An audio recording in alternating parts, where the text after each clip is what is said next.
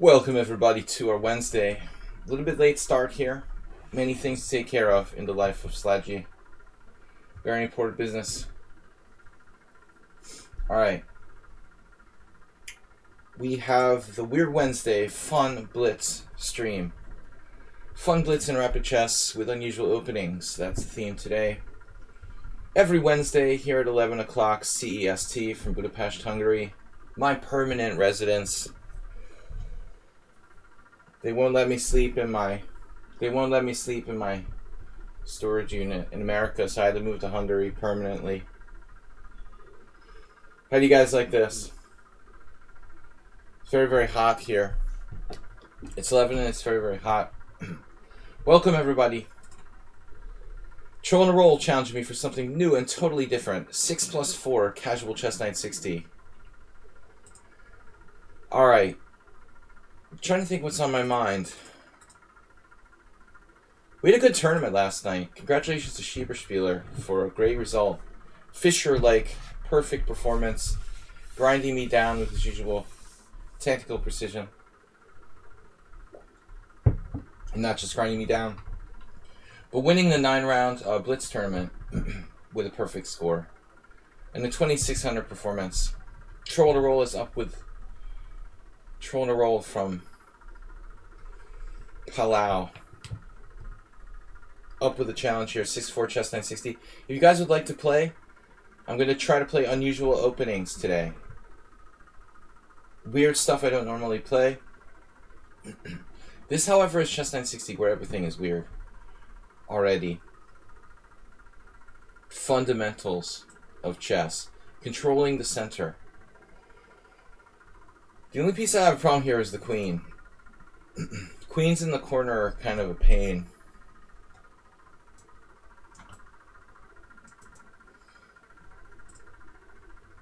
Fianchettoing. Definitely an option. Fianchettoing. Verb. To fianchetto. To fianchetto one's bishop. You know, a lot of people say fianchetto. Fianchetto. And I'm not sure. It's tomato, tomato. Fianchetto. Fiancetta. How do you prefer it, Bob? Do you prefer fiancetta or fiancetta? B6. Strong master. If you can smell someone, then they're too close to you.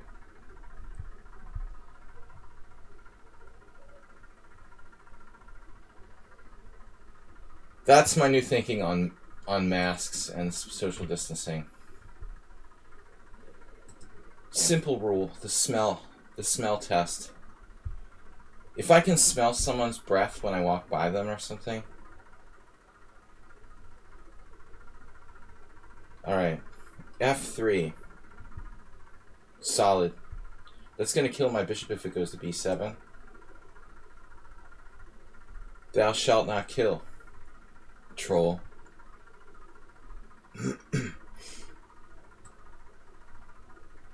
Are you gonna copycat me? With like,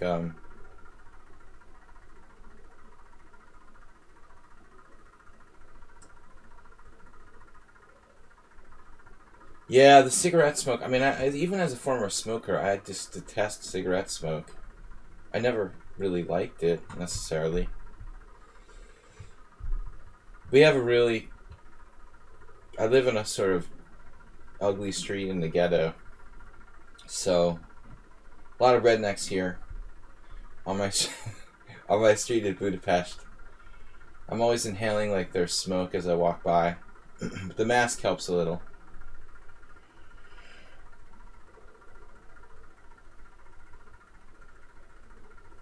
Alright. The C3 is solid. Yeah, but they're too close if I can breathe their smoke. Definitely. It's weird being an ex-smoker. You think you'd be like immune to it, but it really bothers me. You're only immune to it when you actually smoke yourself. C3, A5. Anyway, you may wonder why I'm playing A5. Sometimes I wonder myself, but I have my reasons. extending the latitude of my queen. But there's a more important reason behind this. Does anyone know the reason behind a5? Okay, there's another possible idea of like bishop a6. But my primary reasoning for playing a5. Can you raise your hands? We should have it like a Zoom class. Raise your hands. I've never really done Zoom. Too trendy. I don't want to be part of that scene. Yuppies do Zoom. Yuppies. TikTok. But all the interesting words that they pronounce differently in Hungary. TikTok is TikTok. Yuppie is Yuppie. Wi-Fi is Wi-Fi. It's fun. It's like a game. Schieberspieler must be taking the day off after dominating our blitz tournament last night.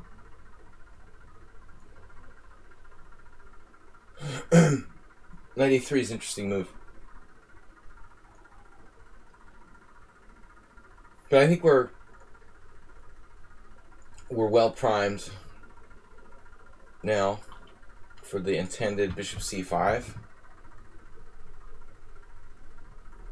That's one of the reasons why I did what I did. I guess we'll play knight c6 if it comes to that, although I don't really like it. Giving that knight to d5, he can't. He's probably going to trick me in castle queenside when I'm least expecting it. Yeah, Bob, it's pretty boring without that, huh? Wow, it's so strange you just assume that that's a guy. We know that you're really a woman. I would assume that troll is as well. Let's see. Wait, is white threatening me? Are you threatening me? b4. I guess. Go for it. TikTok. Yeah, I never heard anyone refer to that app.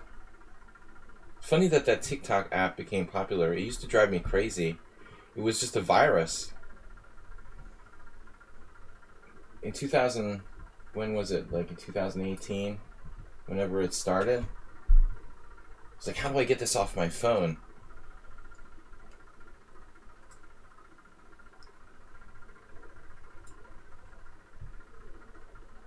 All the best things started as viruses. Like Bing.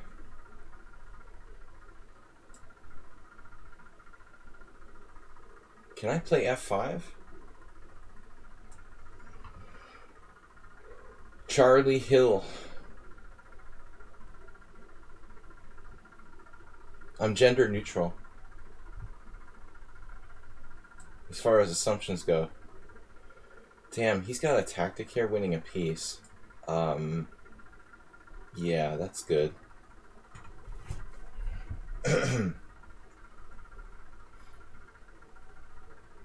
Calculani.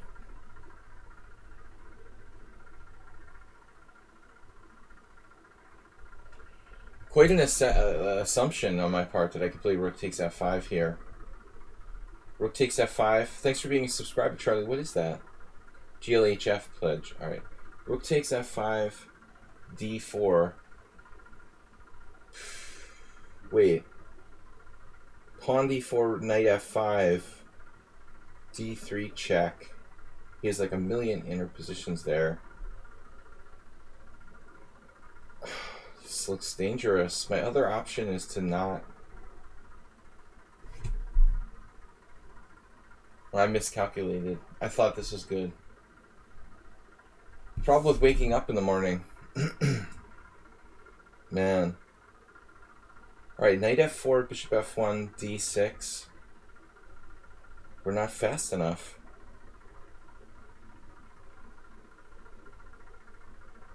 Knight f4, bishop f1, d6. Alright, we can probably manage this.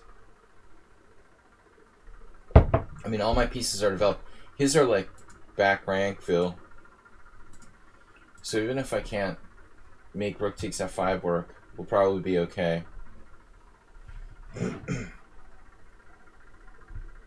Extremely bright sun and hot here today.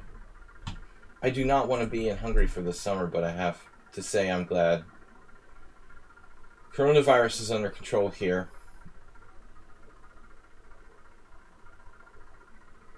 So again, rook takes f5, d4, ed4.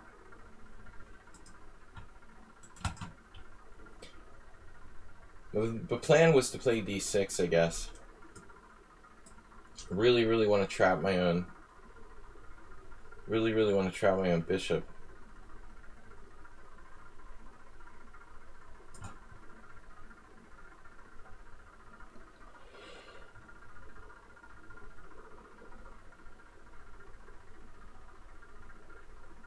Troll's queen is buried. There's possible connection here, Acerbate. How do you feel about that? The Raoul. It's like a delayed Raoul deferred. Rolling the knight over. Giving mate on the long diagonal. Not that easy to make that work, though. I think I'm going to have to just take this pawn with my knight. Whatever, bishop. Whatever you call it. Bishop. Is that a bishop? Hope Troll doesn't have any tactics here. It looks okay. I could take on e2 first and then take this. The chestnut welcome.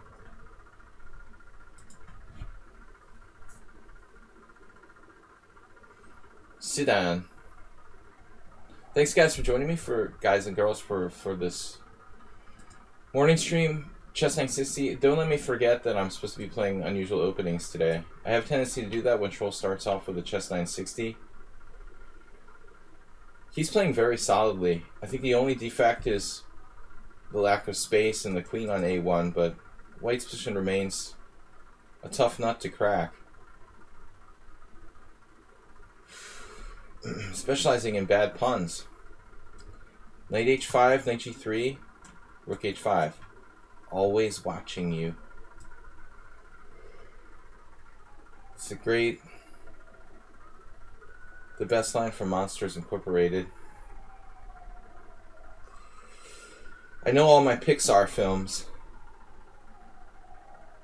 Rook h5, queen d8. Look at the mobility black has versus white.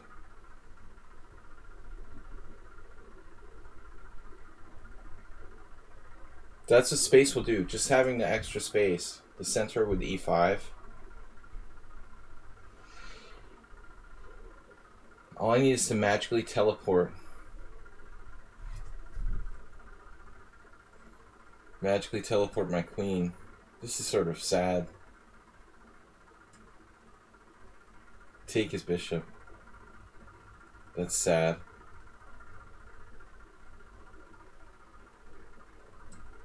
Damn it, it's just wrong to take that. But he's going to take bishop takes f4 anyway. I don't know. Stubborn defender. It's hard to take it, but I have weaknesses on the white squares. I'm concerned about my white squares because I don't have a white square bishop, Bob. It's the Lasker argument about pieces that are blocked in come out with a lot of energy. Look how fast he is. My God, he's gonna flag me. Troll. Dude's like gonna flag me. What happened here? How can you be the same player that used to lose every game on time? Do you think Troll is like a little kid? I always thought it was like a middle-aged guy. But he got faster. Middle-aged people can't get faster. There's no way. I think it's possible like a kid could get faster. There's just no way you just wake up one day and get faster when you're like a middle-aged guy. Schieberspieler, what's up? Great win yesterday, 9-0 in the Blitz tournament. We had a great blitz tournament. Lots of players. Fantastic performance by the Spieler. He was truly spieling.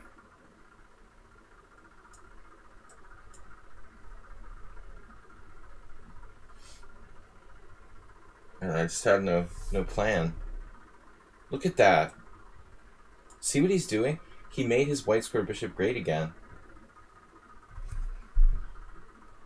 Of course it was the white one. You'd never improve your black bishop. Typical.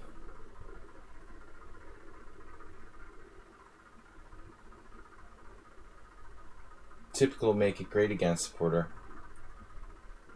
Only favoring the white bishop. Bishops, of course, favored as well. He's an evangelical. Man, look at that. My rook's a little strangely placed here. That knight is driving me absolutely bonkers on g4. That's the thing that's got to go. I mean, it just occurred to me.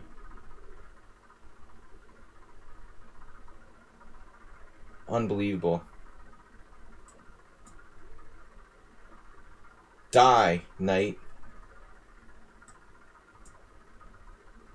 Look at this guy. What? It's like playing Carl Schlechter. Okay, he saw he was going to lose the exchange and he woke up. That was a really good call.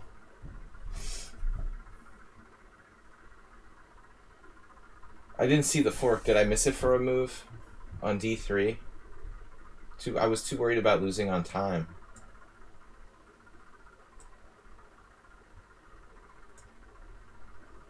Got him in the end game. Whoa, whoa. What are you trying to do over there? Get some sort of coordinated attack against me? I don't like that. I don't like your rook g6. Queen c7 I like even less.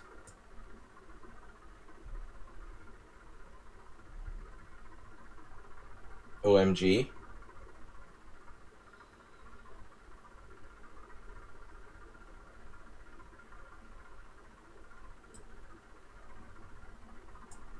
What am I doing?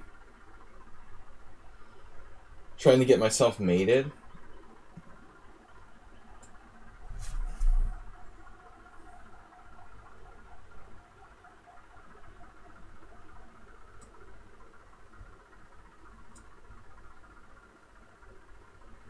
Oh my god, he's controlling the d5 square.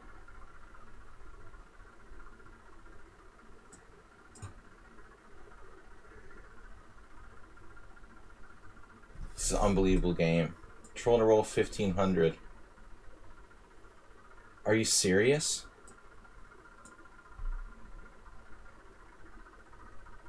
What?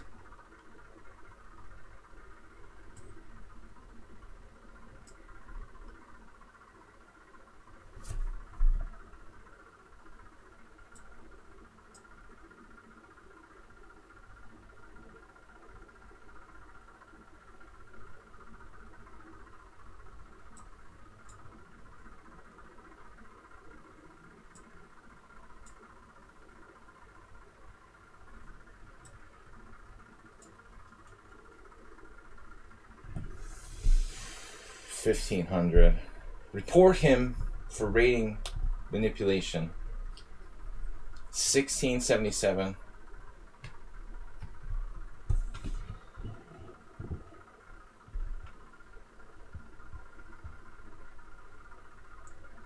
Which will reveal your age. Sea Strom. That's new. It's like a sea storm. Seastrom. Seastrom. Strom is like a Nordic name, though. Strom. Bergstrom.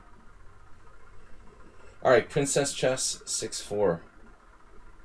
Guys, if you'd like to challenge me between 5-3 and 7+3 casual, I'm going to try to play stuff I don't normally play, like unusual openings.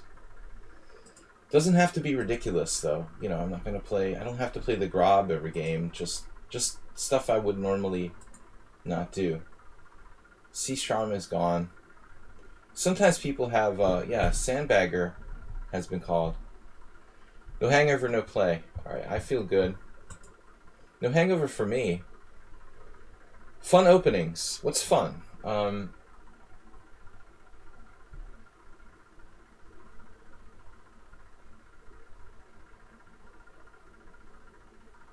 Knight F3.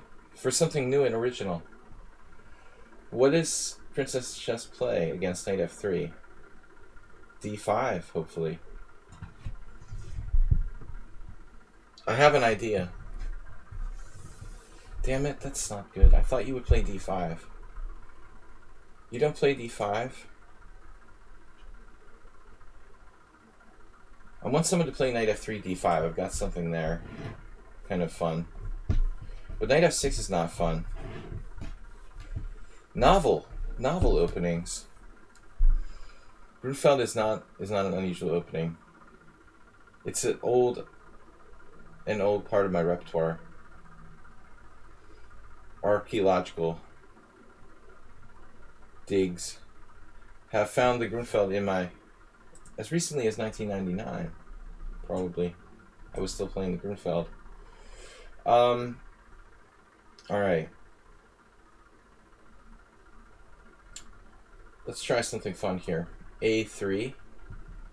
Maybe we can induce D5 from our opponent.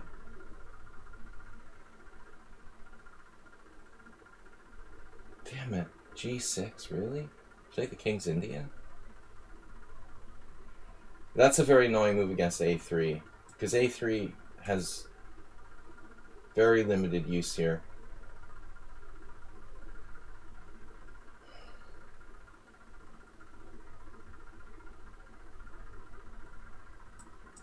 Alright, whatever. I can play some sort of King's Indian setup myself, where A3 might be useful. D3 ain't happening. I mean D5. You see, you're preparing it with C6. It's too late now, though. C6 is like a Slav.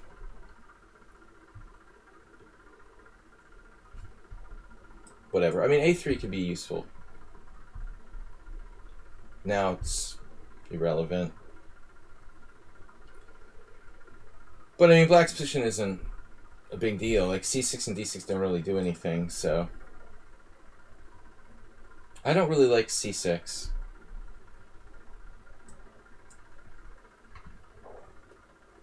In these King's Indian or English closed positions, this move though is just worse than C6 as far as usefulness. A3 really has no significance at all. It's just like a wasted move here.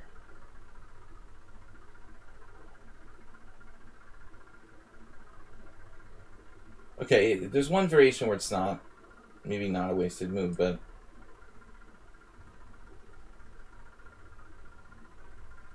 I don't know.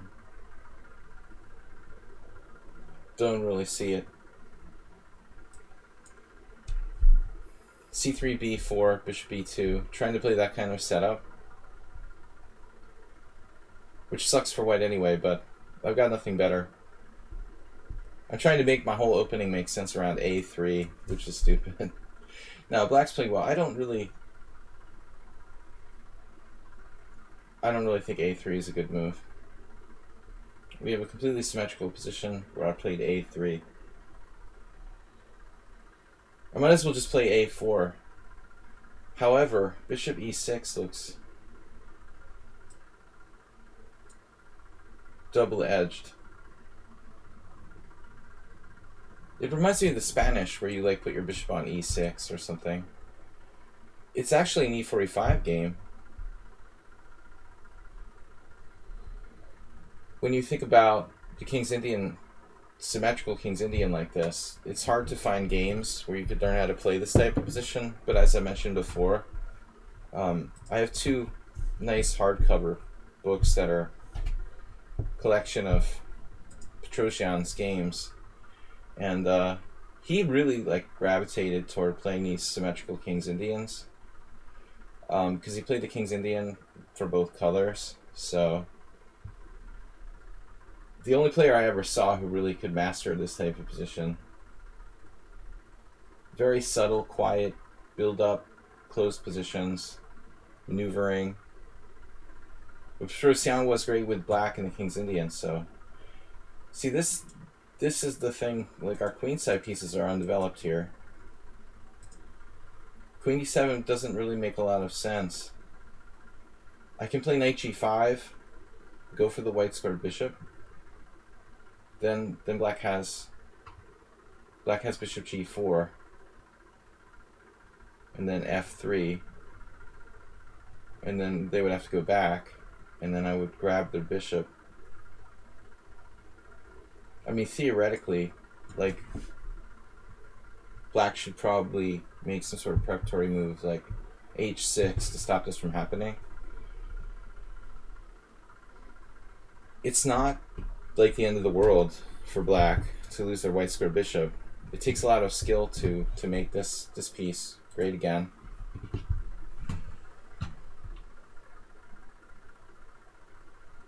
b4 even makes sense now.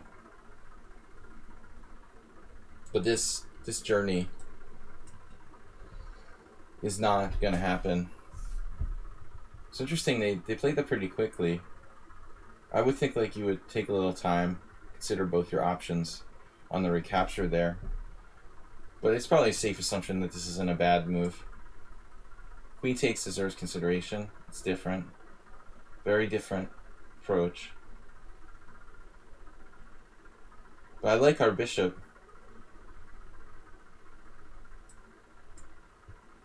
It's basically like a Joko, where I played d3 like a Joko pianissimo. And then we played d4 at a later date.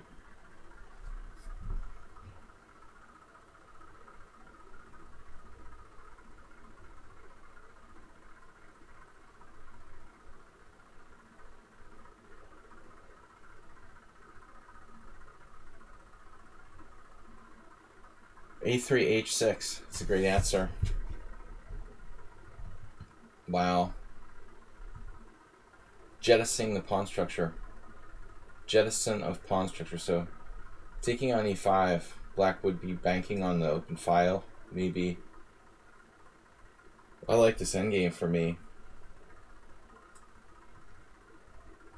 I wonder if knight g4 will pose a problem at some point.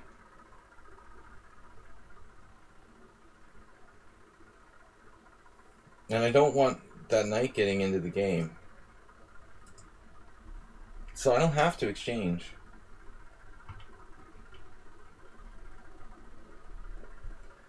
But I do have to do something. And white is just better here. It's not that obvious what I should do, though.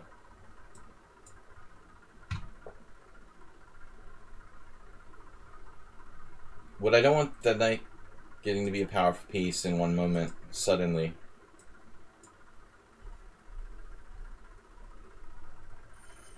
We've been waiting for this.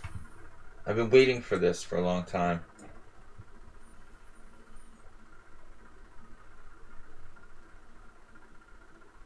White's just better. We have a white square bishop. Two bishops. What is that song, the 80s song? It's Dire Straits, right? Money for nothing and your chicks for free. We have the two bishops for free.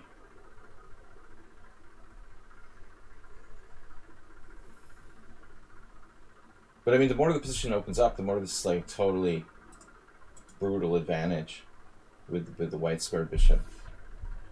It's just sort of biding its time now. Riding with Biden. But it's gonna come to visit later. Riding with Biden. That's a cheesy name. We'll have to make it work. A cheesy, not name, but promotion or whatever. They couldn't think of something better than riding with Biden. That's like a good Putin. Putin has the motorcycle gang thing. That would be better for him. Dude, she's gonna play 96 and 94. Wow, and my rook, her rook on the d file. My rook, her rook, whatever. Lining up here. Good piece play.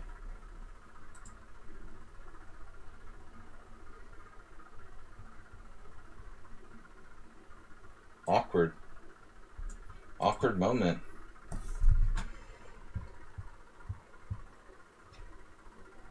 Who is this guy? Is that Kim Jong-un? It looks like Kim Jong-un from here. That emote.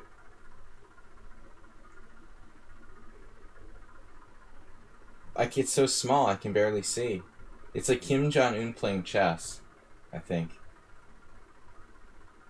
That'd be cool if Kim Jong-un got into chess, started sponsoring tournaments. FIDE would be all over it. They love that dirty money. They'd start having the World Chess Championship.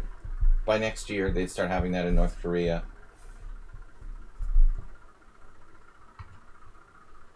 Alright. It's sort of like the game of Troll. I'm getting flagged. I can grab this pawn, but I'd rather not. Rather not risk it. It could get blocked out of play with like c5. Let's just play it safe.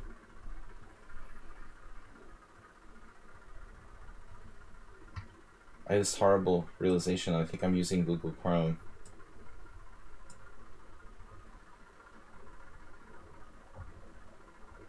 Am I using Google Chrome for this stream? By accident? Serially?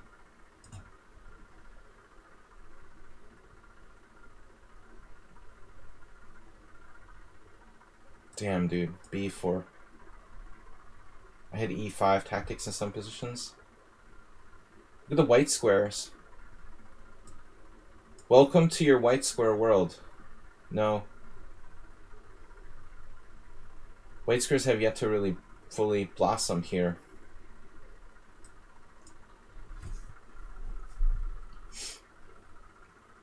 But it's a little bit of Karpov Timon. Famous game.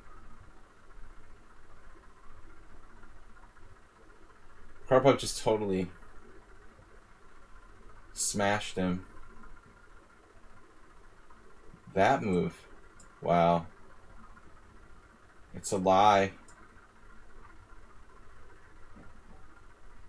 It was a bluff.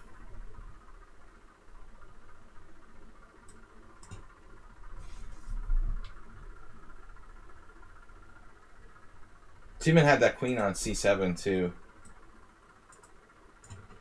Now you got tactics though. Cute tactics. We could have some trouble if I'm not careful here.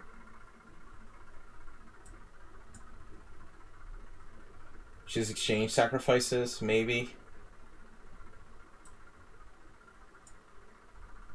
I just hope I'm not dropping something.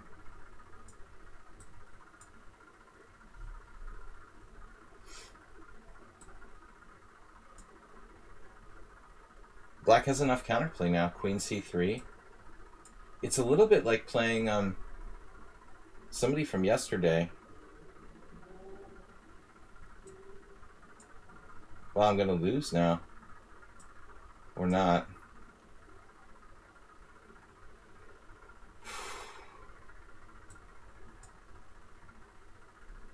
Oh, it's like Rossador. She's very, very similar to Rossador. Like, excellent tactically. Excellent. There's also another check now on h3. You missed that? h3 check. Is it perpetual? Man, I can't believe I have Google Chrome. Can you guys tell the difference? Probably not, right? I just get these annoying notifications on Google Chrome. I don't know how to turn it off. Wow, even at the end, Princess says queen takes h3 check. but I was like about to flag, so I'm like, oh, well, whatever. It's probably not perpetual. What am I supposed to play here? Bishop takes c6, check. Rook takes c6, rook takes c6, queen takes h3, check. King g1, queen g4, check. Holds the game. She has that anyway. Damn, so I'm probably like, I've got to be very thoughtful here. She actually has, look at this. Queen takes h3, check. King g1, queen takes g4, check. King f2, rook takes e6, and then some sort of queen e5. King f7. Not even winning. I'm lucky I'm not losing or something here. Well, I might have even been lost at some moment. No.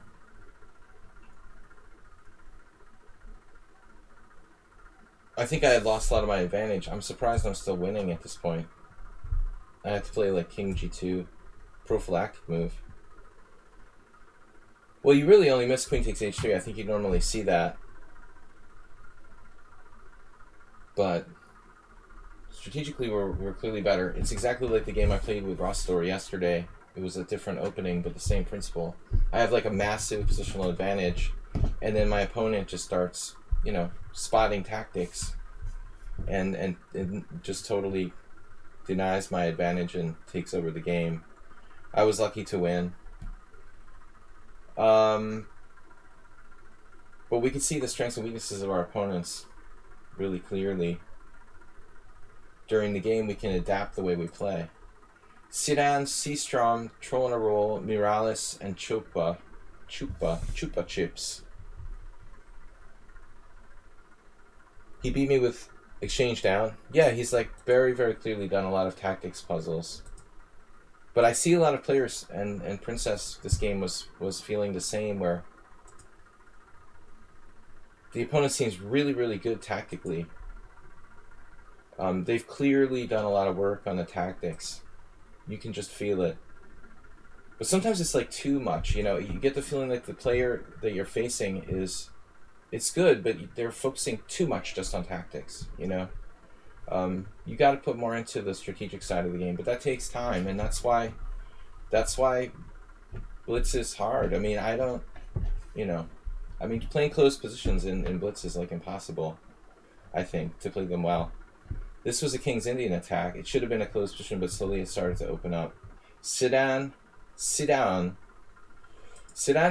You're not a subscriber, you are. Yeah. All right, so weird openings. I tried to play a3. That was a total disaster. a3 is just weak. But I feel like Rossador may be more exaggerated even than Princess in the like really lopsided style of play. Not to talk about him while he's not here, but I mean, he's extremely good tactically, but he's really only focusing on tactics, not very aware about, you know, strategic factors. Yesterday he had a bad isolated pawn, dropped a central pawn. One thing I noticed though, I play badly when my opponents start the game badly. I'll start to underestimate people like mid-game. If they do something like blunder a pawn in the opening. Now I'm screwed because I played g3.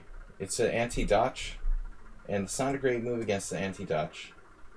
Now black's probably got a fairly good game here. Maybe this calls for drastic measures like c4, trying to turn it into some form of Benoni.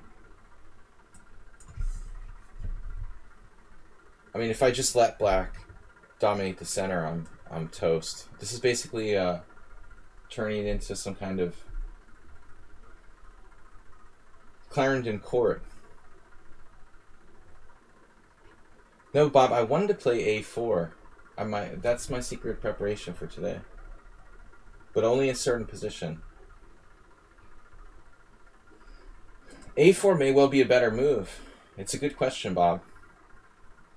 It's a very, very good question. Alright, so how are we going to handle this? Black trying to own the board.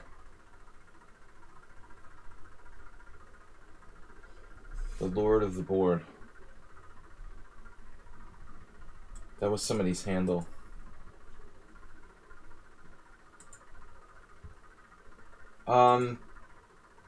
Guys, welcome to the stream. Tomorrow, don't forget, Hanish Burger is from India, and his name is Hanish Burger. Burgers are veggie burgers. Cows are sacred. Alright. Remember thinking that A4 gets you an improved... I have another idea about A4, which I think I used once a long time ago. So I don't know what to do with this Clarendon chord. I mean, it looks bad. We got to get ourselves developed. I can't get overrun by E5, E4, obviously. That's the most important thing. Yeah, Antonio, you remember.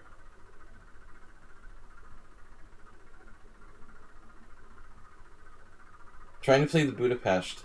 The best way to play the Budapest reversed. Turkey burger. Turkey burger is pretty good. Turkey farm. It's true.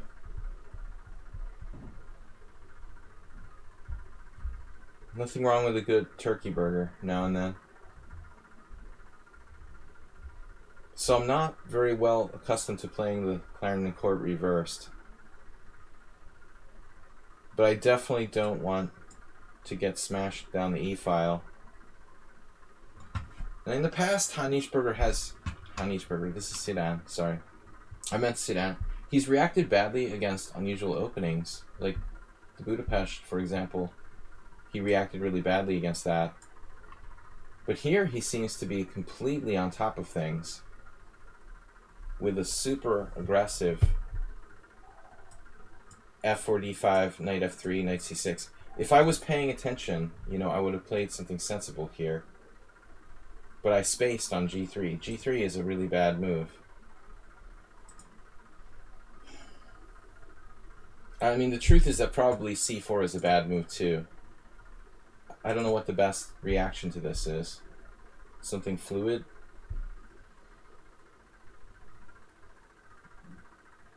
Maybe I could do like knight c3. That's an interesting concept.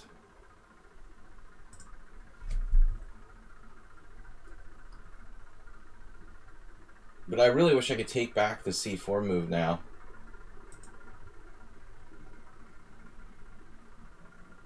Bishop c5 is interesting. I was thinking about bishop e4 check.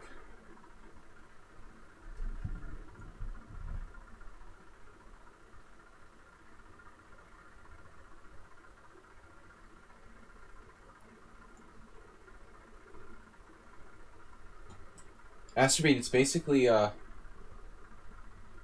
similar to the check Benoni in a way, except I haven't actually put my pawn on e4.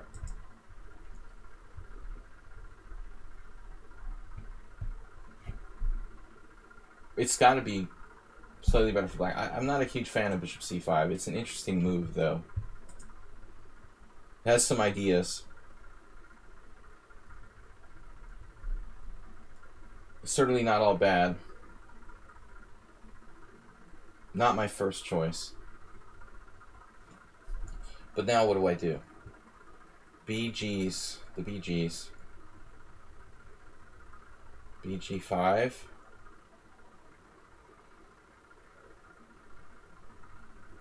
BG5 is interesting. Going for white squares. All in. Ops color. If you're going to lose the dark squares, like lose them completely, is that the concept here? I was thinking about other moves originally. Probably something like knight g5.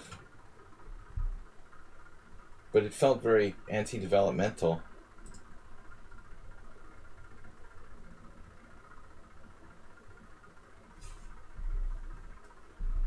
All I know is there's a lot of Indians that are underrated in FIDE ratings. I wouldn't think they'd be underrated on lichess. But whenever the Indian players come to Budapest, everyone's like terrified. Like we get players in the closed tournaments. It's like they're extremely strong. It seems to be like their FIDE ratings are always underrated. I don't know why that is. But we get people who come in and play like an FM group and they're playing like an IM or something. They're playing like a tournament where it's like an average of 2100s, some 1800 player, and they have like 2300 performance or something. It happens all the time. I guess they have a lot of tournaments that are just like not FIDE rated, so they get stronger and stronger without actually changing their ratings. But that was the case in the United States for a while. I mean, often in the US, like a lot of tournaments weren't FIDE rated. I think it's more the case nowadays that a lot more tournaments are FIDE rated, but I mean, still there's a disparity in the US too. I think US ratings are inflated. FIDE ratings are low for people. Bishop f5, did I have something better? I could have won a pawn. Knight e5. Yeah. I mean, but knight e5...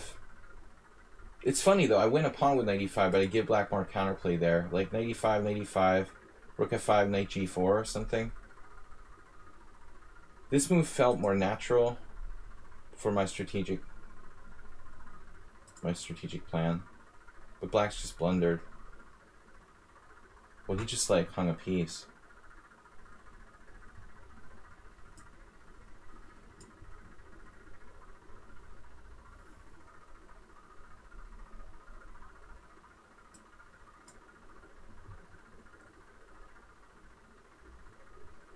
Yes, Schieberspieler.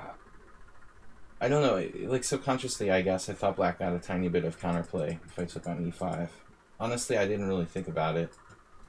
I was just trying to not let black pieces have any scope. If I play knight e5 like the knight, Schieberspieler's natural materialistic instincts kick in. He's probably right, though. I just, in my mind, I see things like this coming in. But probably it's still worth winning a pawn. No, I agree. You know, if I had it to do it over again, I'd probably grab the pawn. It seems better. I mean, white's better in either case. This looks like a clear pawn, though. Knight h4 is good, but not a pawn. Yeah, I thought he would get some sort of counterplay, but actually, he can't even go knight g4 because of this. No, you're right, Schieberspieler. I should just take the pawn. But I think the bishop c5 is wrong.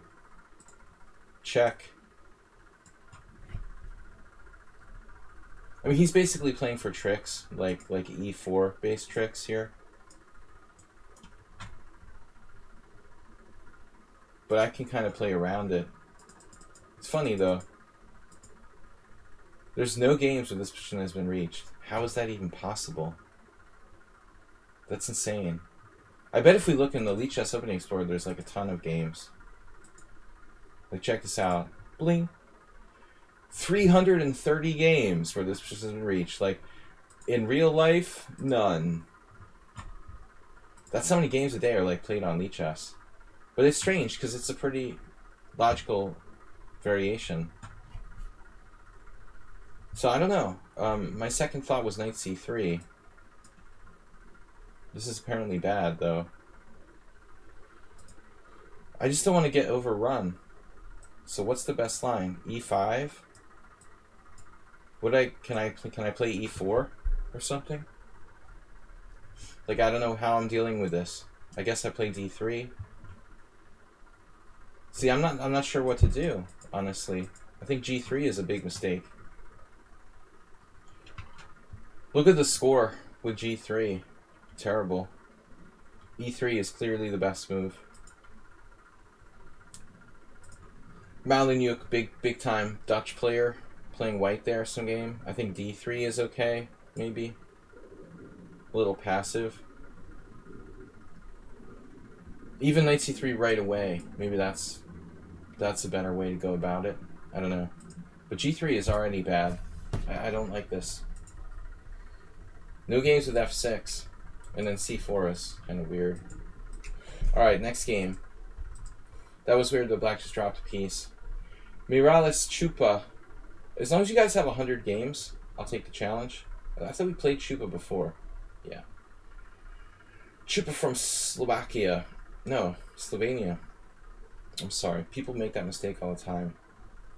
The problem with the colors of the flags, not just the names are similar.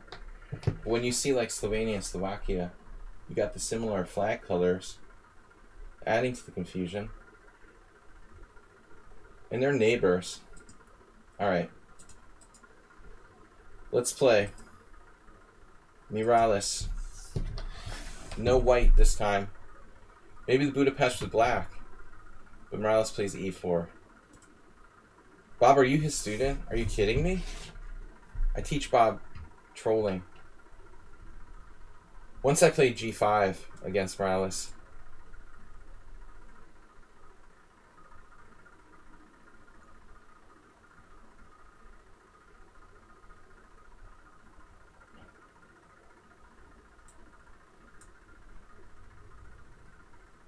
No g5. I can play it next move. I think he beat me when I played g5. Right, the John Curta opening. Exactly. We've all been inspired by that.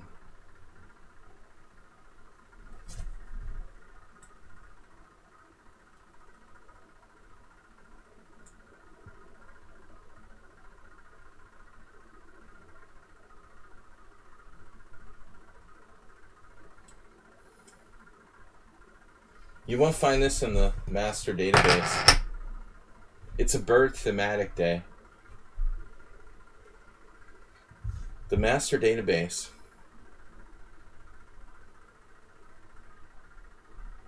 It's like a Slav with f4 after c6. The f4 Slav.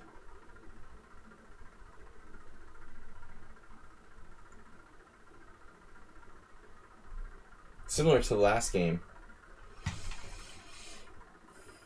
If takes, then knight a3. We're basically, white's playing the reti with a pawn on f4.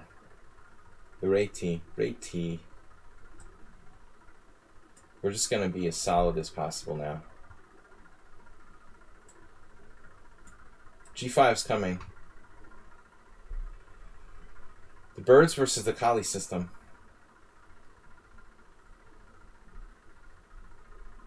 I never played this before. I'm experimenting. In this position, I've literally played a lot of g6, c6, c5, bishop g4, knight h6 even. But knight e7 is a new attempt to play something fun.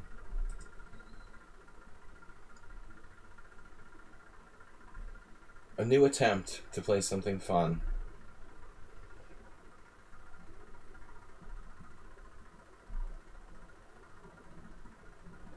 My white square bishop will become an issue.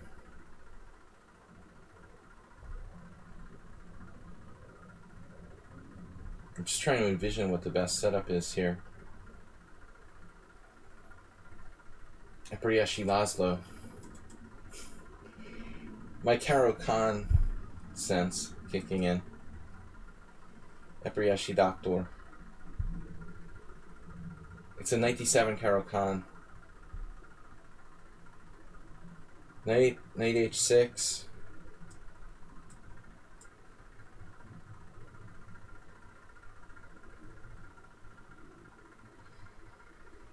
My bishop, I'm crying for my bishop. He's so sad. Make it a real, the symmetrical Dutch.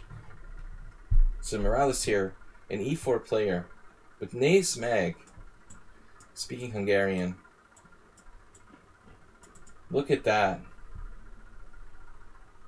Even when Miralles plays like f4 and d4, he's focusing on the e5 square. It's all the guy thinks about. He wakes up in the morning and goes to bed thinking about the e5 square. But I've not moved my c-pawn yet. So I think I should go for this. c5 maybe? But the knight on d7 is not optimal.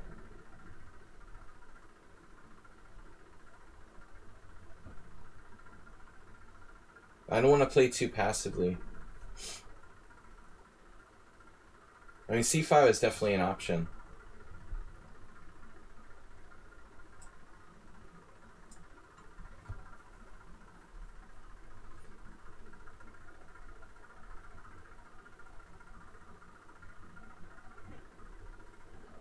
Obviously, my knight is better on c6 in this type of situation where I'm pushing 2 moves with a c pawn. I want to retract that and put it over to c6, but you can, of course, play passively here. Bishop e7, c6, whatever.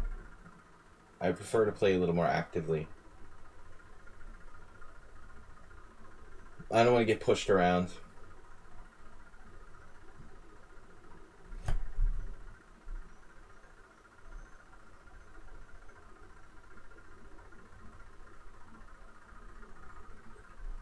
With the capture, we had to consider both ways. You won't find this even in the lichess opening explorer, I bet. It's hard to get out of book with all those bullet games that have been played on lichess. Millions and millions of games. It's almost impossible to get out of the opening with some new position. But I'd wager that this hasn't been played before. It's just too random. Probably wrong, though.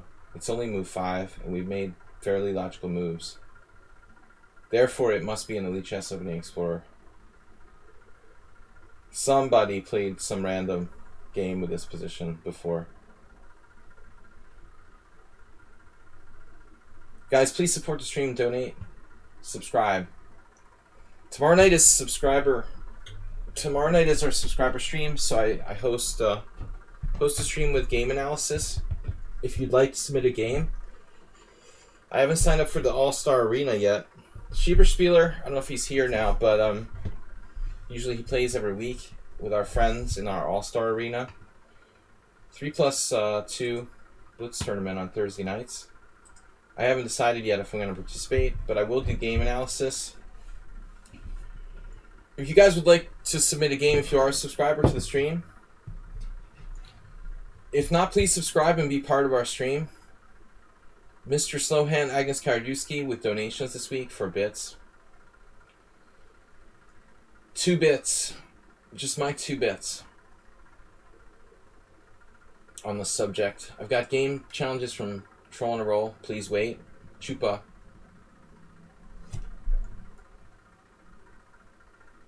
And a new player, and I'm not going to say it. Non-keen. Morales, what's up, man? Your over-the-board tournament starts tomorrow. Wait a minute. Tomorrow's Thursday? Weird starting day for a tournament.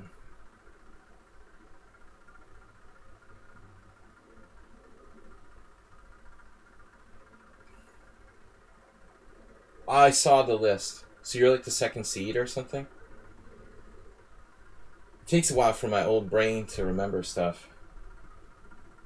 Schieberspieler is one of the stronger players in the field. He's playing in an over-the-board tournament. Thursday afternoon, 7 games. So it's like a long weekend tournament.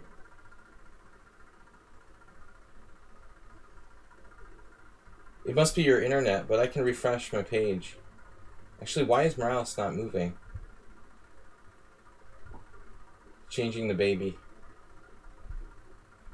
No, it's strange. Morales is gone. He didn't think for 3 minutes on a move. He's not here. But it's weird. Your challenge isn't showing up as well. It looks like my internet's okay. How's our ping today? Ping's been pretty good. 94. Great, but it's just your Wi-Fi. Your Wi-Fi. I did refresh my page. You're talking to Rossador. But I think Morales got disconnected. He's just flat out disconnected. Guys, please donate. Tell your friends about the stream. Yeah, Rossador's in there, but he probably has bad Wi-Fi.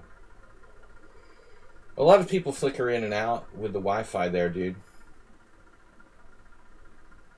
Miracles is no longer with us. Does anyone want to guess what my plan here was? Anyone? What's my plan? My plan of development.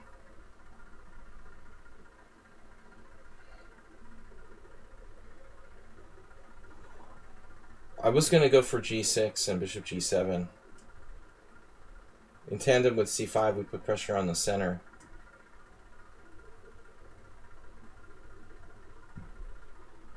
Alright, maybe Morales will come back for another game later. He got booted.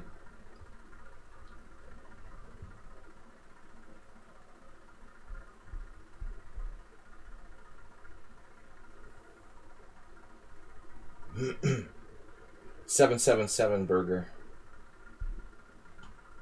So d4, I want to play something fun.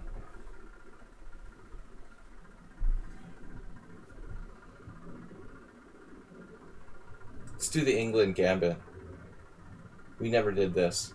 This is probably something Uber driver would play. He likes...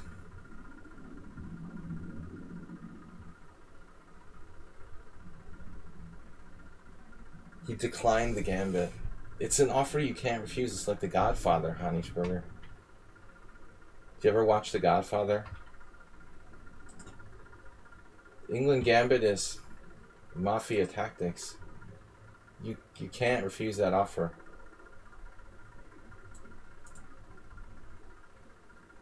That's just not right to decline the England gambit. Schiller recommended d5. I don't want to be up a pawn. I want to have like no advantage. Rest in peace, Eric Schiller. Passed away last year. Now I have queen h4, but that doesn't look kosher. White can defend that several different ways. Probably the England gambit is a good move to play against El Rossador. That would be like messing him up.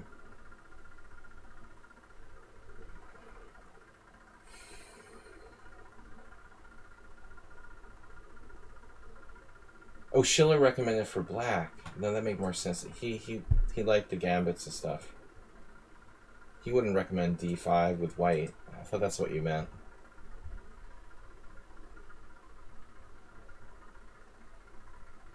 He liked to publish a lot of books. Some of them not so good, some of them okay. But he wasn't like a really, really strong player. He just loved chess. Like an average master. It was tragic though. He was diabetic, had a lot of health issues, and passed away last year. Knight f6 followed by knight g4. What is white going to do about that? Knight f6, bishop d3 solves his problems. So I'm not sure I should even play knight f6. I mean, fundamentally, the break is f5.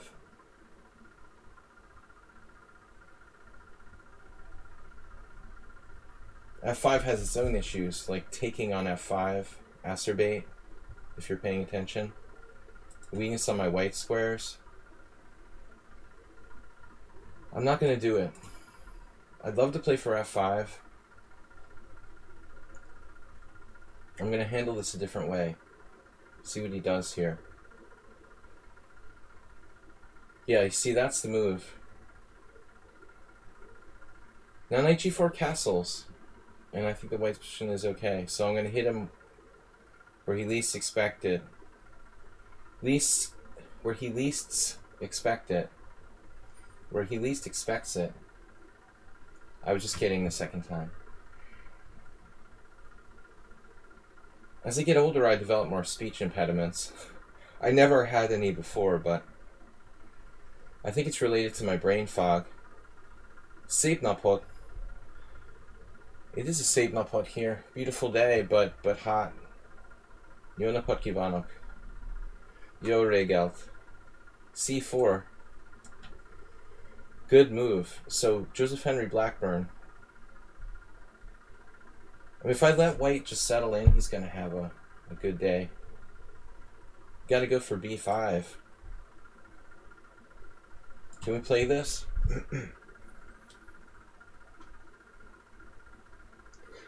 We figured you had an internet outage. Wow.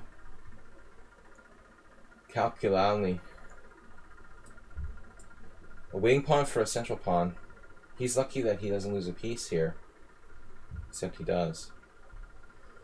It's ironic, like if he didn't have a pawn on b5, he doesn't lose a piece. Like e4, bishop takes e4, knight takes e4, queen a4, check. But because he has a pawn on b5, he loses a piece now. It's kind of funny. Sorry about that pawn on b5. See, this is the trick. I have a queen too. I guess that's it. Black wins a piece. You may challenge me again. I'll make an exception. I'll make an exception just for you, our old friend.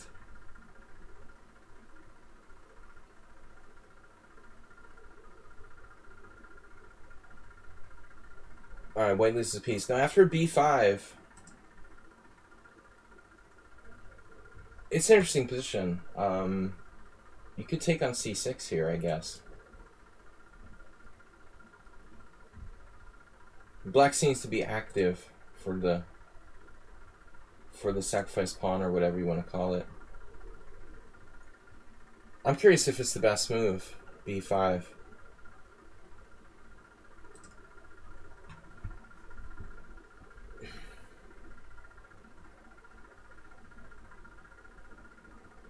The engine doesn't want to get involved.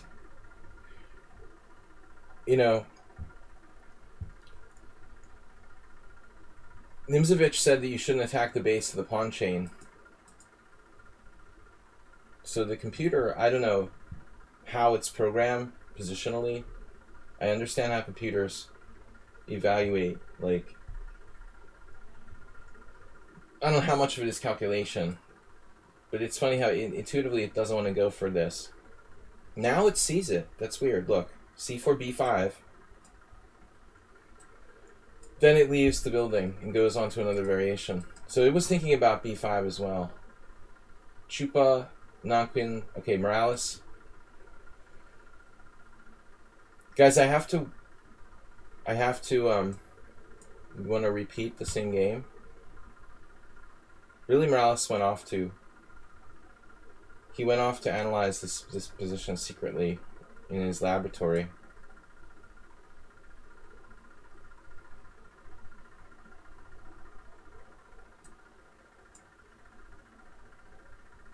Yeah, Rosser, that just means your connection is out. That'll just keep happening. Donation is in order. On his behalf, Bob would like to make a donation.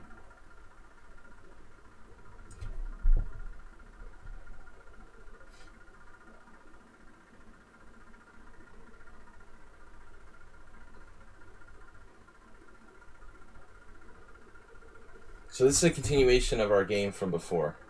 We both agreed to play the same moves. I think it's an interesting position. The price of bits went up again.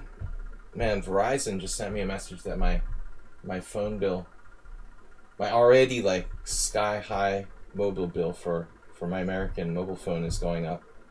I'm so done with them.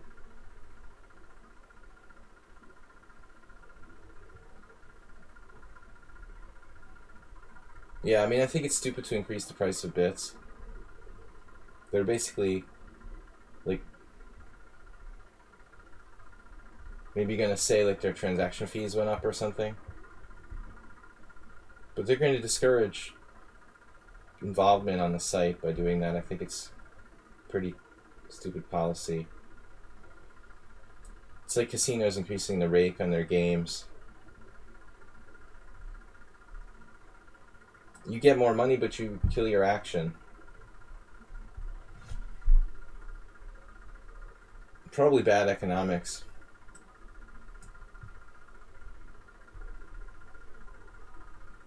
So, knight e5. You played a different move order. You tricked me. Wait. Now I'm not sure. Was you playing the same move order? Or did you play knight e5 last time? Did Morales trick me and like vary the move order? I can't remember, man. I can't remember if you played the same order before. CD4, CD4, ED4, DC4, Bishop C4, knight e5. So we played the same order of moves. How do I develop the rest of my pieces now? Obvious move is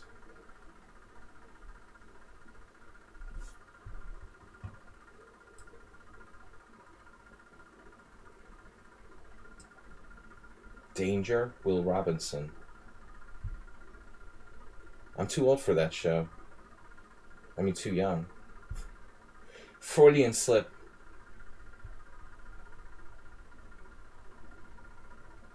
I did see reruns. Lost in Space. That's Astorbate's generation.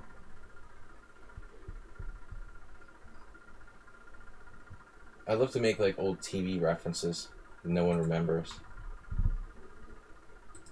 Did you like Lost in Space, Astorbate?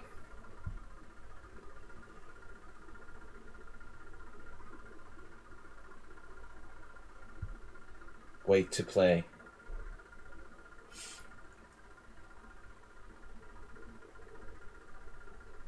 I see some freaky variations. Some interesting stuff here, actually. There. Surprising move. And then what does white do? See, that's where it gets interesting. Queen here, knight b5. Then there's a surprising move for black. He's trying to trap my queen. That's just mean. So I probably have to play sensible. I wanted to make queen e8 work. Queen e8, knight b5, knight b8. It's probably playable. Just immediately grabbing my bishop. What?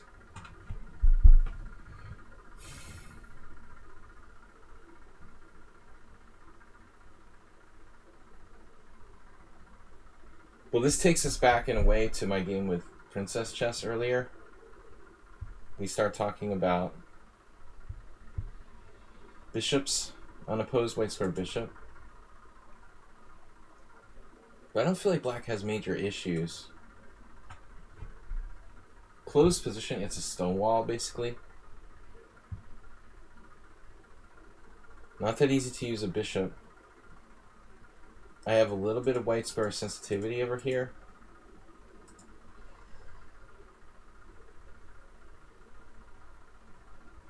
Damn. I like this position. What am I supposed to do, though?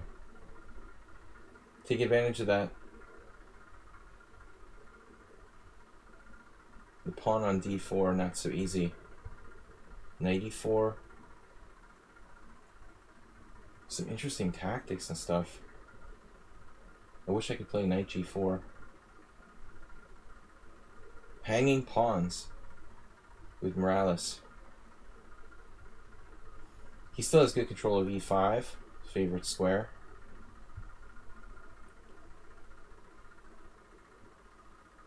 Bishop a3. Ah. Oh no. He has incredible tactical resources. Who's a genius here?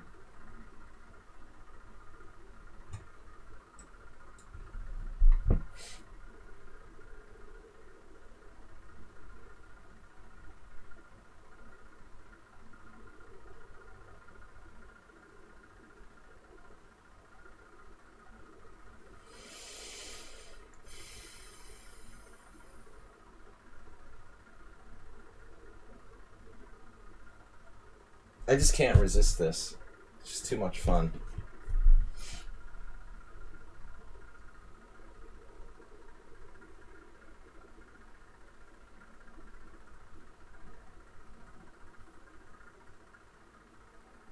Come back here. The rock. You're seriously increased the price of bits? When did that happen? Is that why no one donates bits anymore? Come back here. Come back here. No.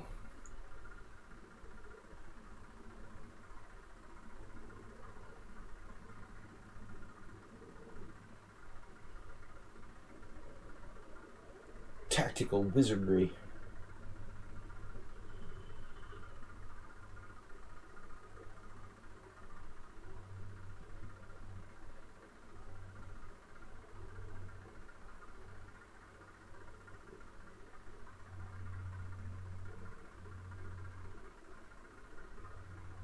This is a fun line, man.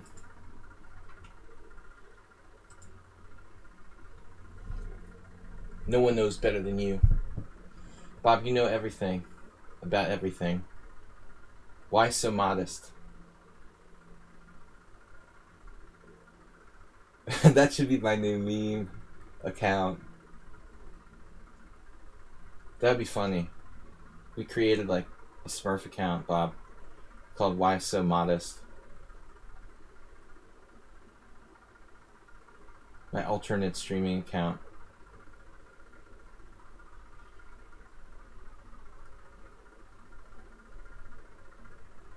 Knight c7, knight d1. And d4 is hanging, and that's a possible loss of rook.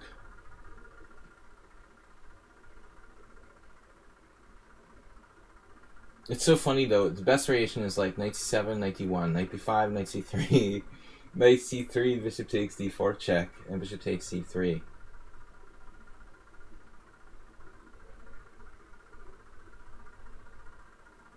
But that's why we wanted to do this setup where I focus on the weak point in a white structure, which is d4.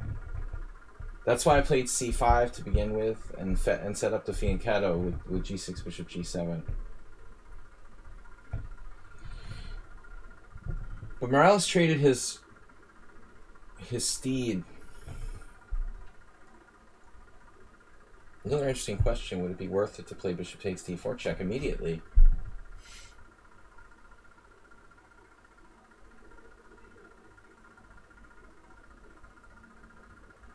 Does that just win? Like bishop takes d4 check, king h1, knight takes d1? Why not? Is this greedy? Give me that. Then I take here. Now his rook's under attack and his knight's under attack. Under attack. I sound like George W. Bush. Under attack. So we won a pawn at least. There's knight f2 check.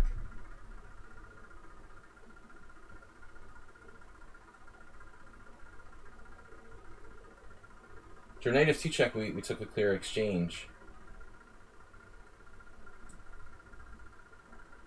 Right?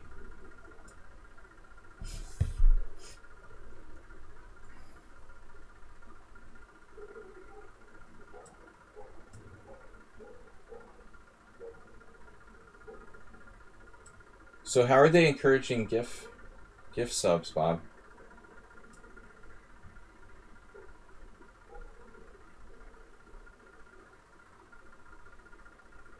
But why are bits more expensive? Was like the Russian government laundering like British money with Twitch bits or something?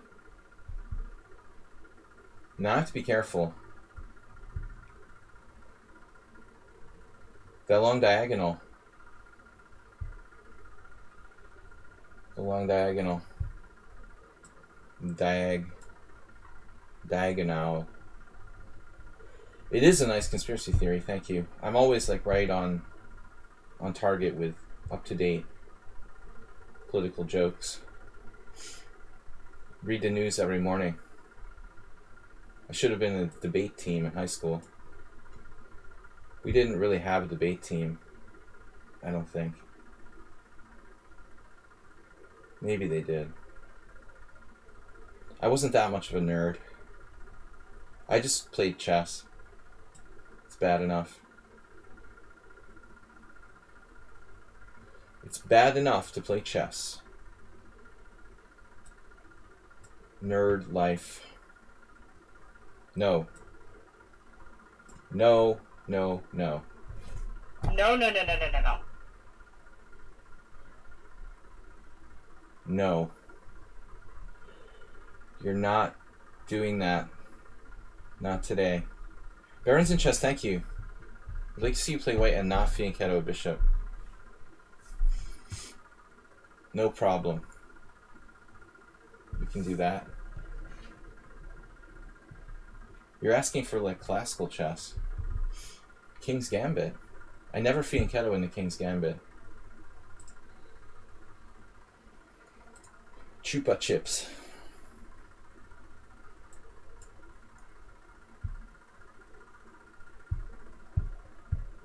Thanks, man. That was fun. But I think you made a mistake strategically. You know, it's probably okay for you. I know I've been white in a lot of scenarios like that, and it's tempting to take my bishop, but probably you shouldn't.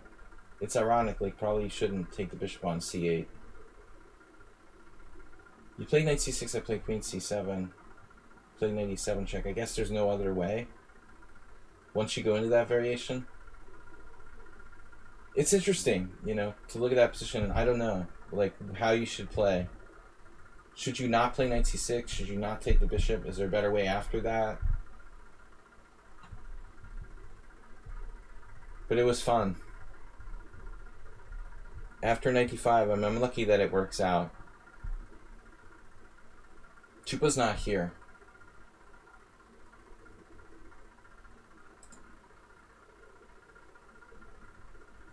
Let me refresh this page. I'm using Google Chrome.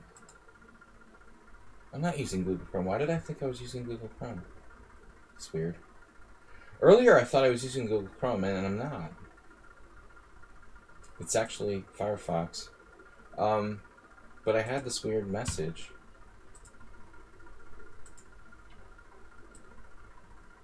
It's really strange.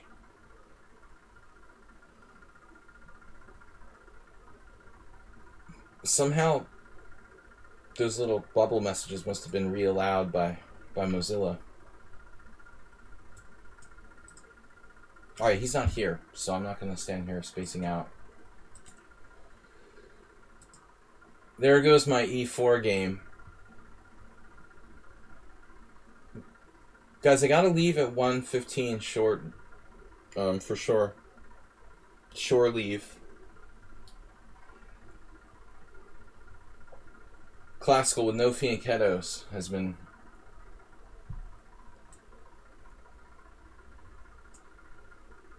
Well, he requested no fianchetto. A generous donation from Barons in Chess, 150 bits.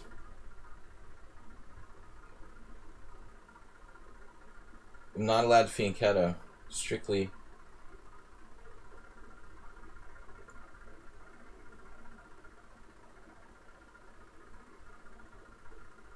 I don't really like fianchetto here against the b3 anyway.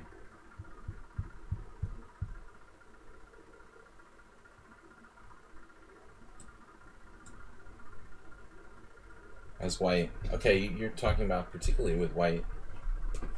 It's funny, I got an aborted game and I get black anyway. You'd think like that wouldn't count and I would get a white. Does anybody know, does that affect?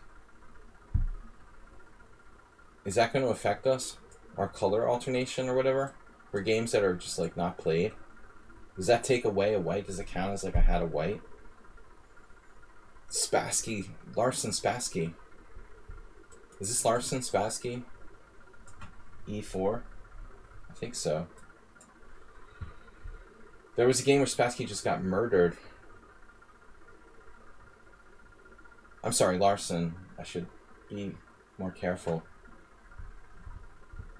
Larson, of course, playing speculative hyper-modern crap against Spassky, famously got demolished.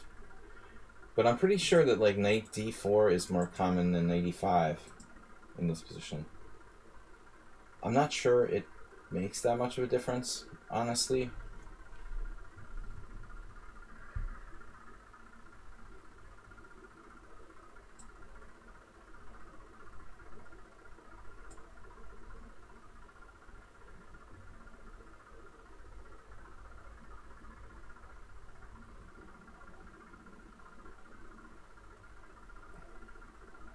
Non sequitur.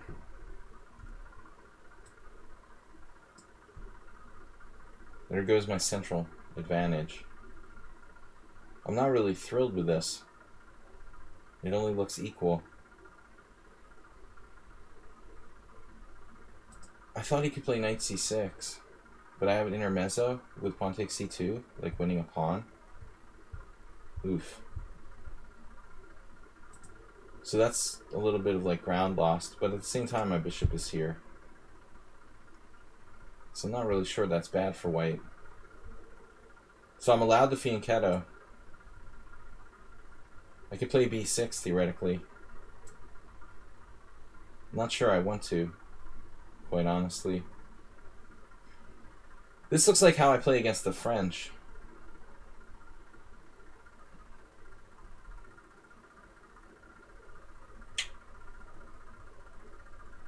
Jim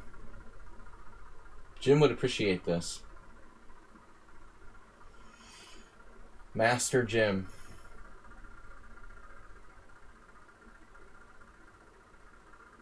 I have a funny idea. Bishop e5. It'd be normal to play like knight e5. Bishop e5.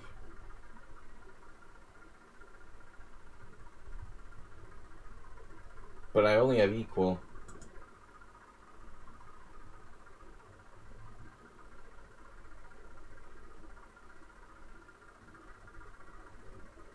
This is a new opponent for me. Very high bullet rating. The systematic. It's Jim's Smurf account or something. Could be. Yeah, I suspect this is Jim's Smurf account. The ratings are about right.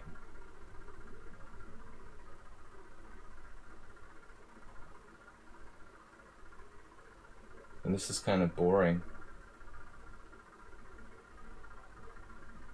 What am I supposed to do? A5?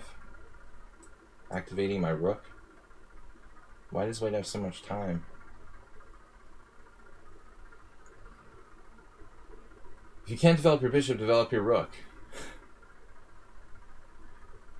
I don't know, I've been sort of turned off by b6, but why would I not play b6?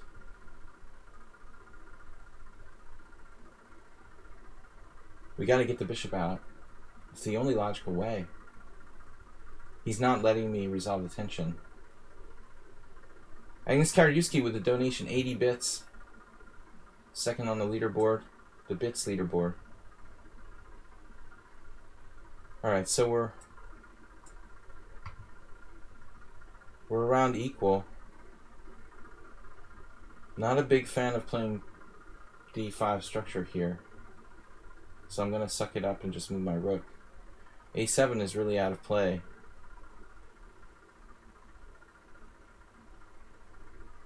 We'll just have to play rook b8, I think. White is very solid and very fast. Thus the Jim hypothesis. Jim also likes to put his queen on like d4. White will play queen. It plays like Jim. Very Jim-like.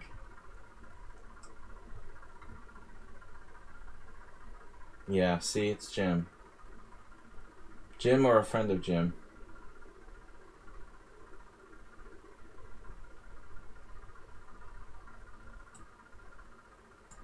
It reminds me of another game I had with Jim in a simul, where he stationed his queen on d4 with a very, very similar plan.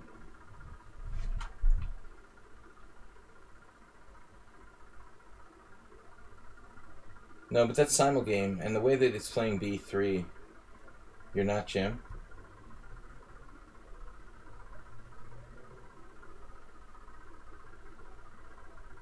The level and style is very similar.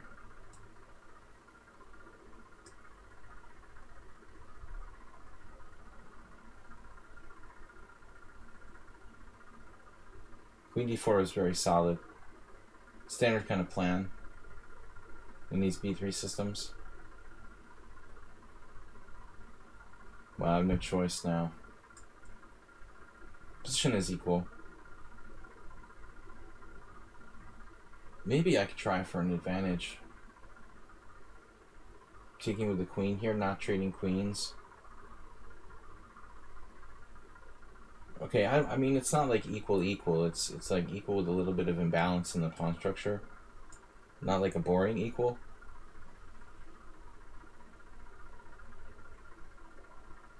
I mean, I'm threatening rook e4. I might have some levers with a4.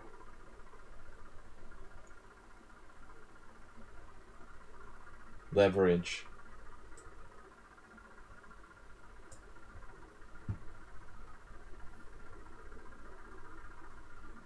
I'm not sure this is even a good move, though.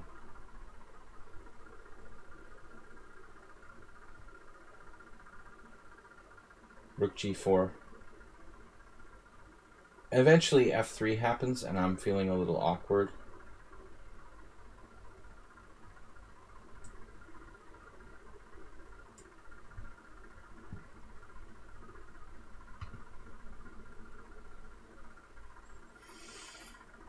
But it will be double-edged if he chooses to do that.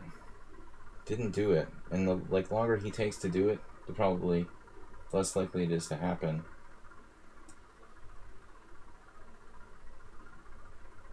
If he played h3, he weakens his king side, making f3 more precarious.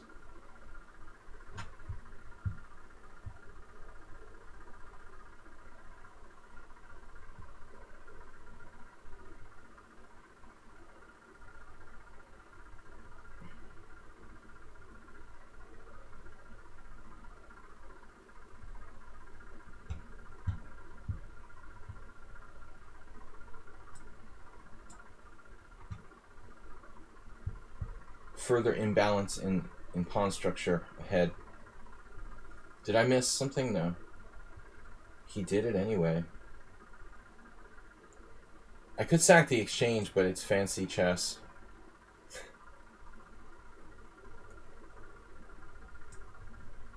And you know how I hate fancy chess. Just no reason to be fancy in chess.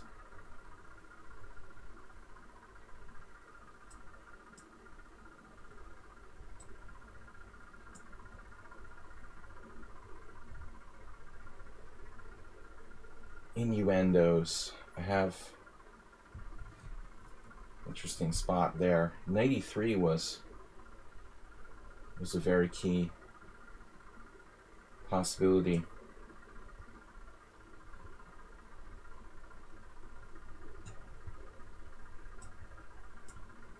It's a couple of pawns.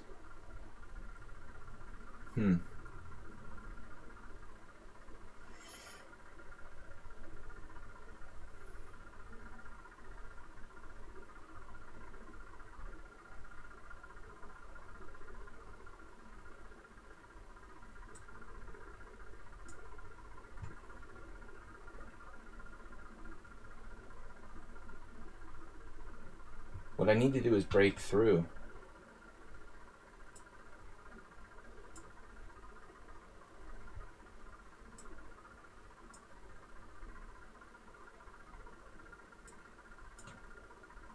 Guess I'm in trouble.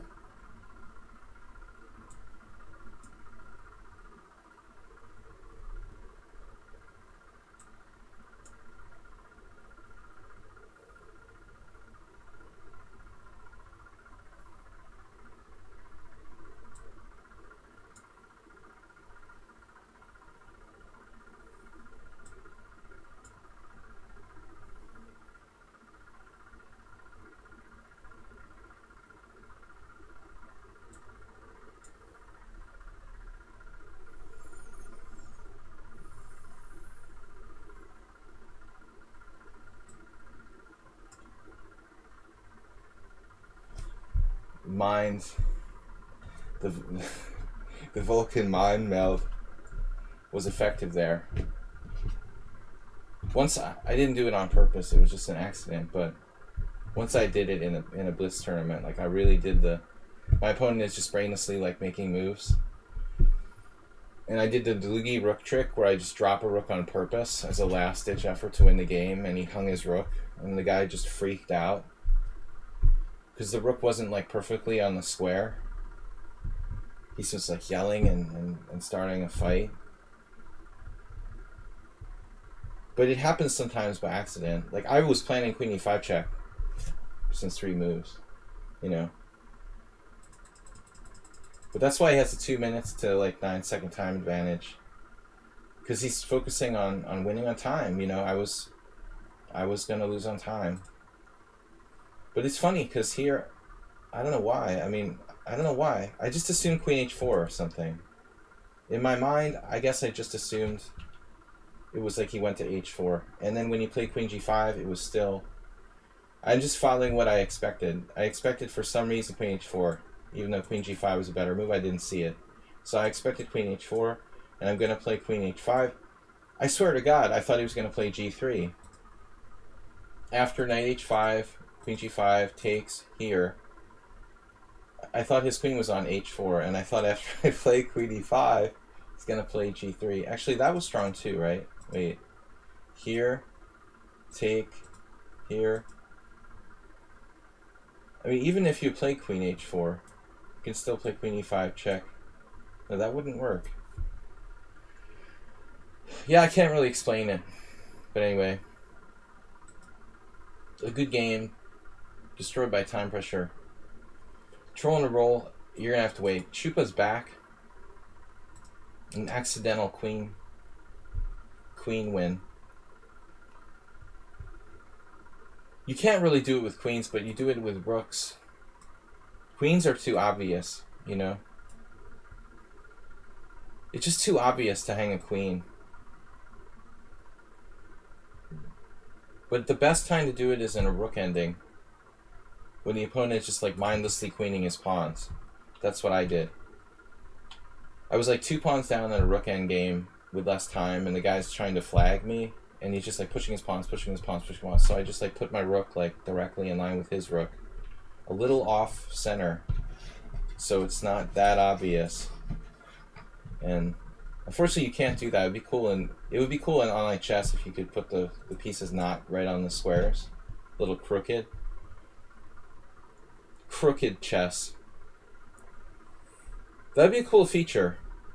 We should start a petition for crooked square chess to make it more like real life. There are certain players who are like master at that. I swear to God, they like purposely put all their pieces. If they sense that you're anal retentive about having your pieces centered, they start doing it even like worse and worse. I even have like conspiracy theories about like putting your pieces not on the middle of the square. White king on e5, black king on e7. You play rook a8 and say check. Black goes king e8 and king e6 is mate. That's another dirty trick in over the board chess. Like taking the enemy king is a forfeit. It's like a win. So in over the board chess, if you move a king next to the other king, he can take it and it's game over. It's an illegal move, and illegal move loses in the normal over the board blitz game. But since you can't make illegal moves in online chess, all that fun is lost. Basically, people kamikaze their kings in blitz games in serious Zeitnot. That's an art, a lost art. When you have nothing better to do, you just like charge your king at the other guy's king when he's not looking. You like go right next to his king and take it. Classic trap.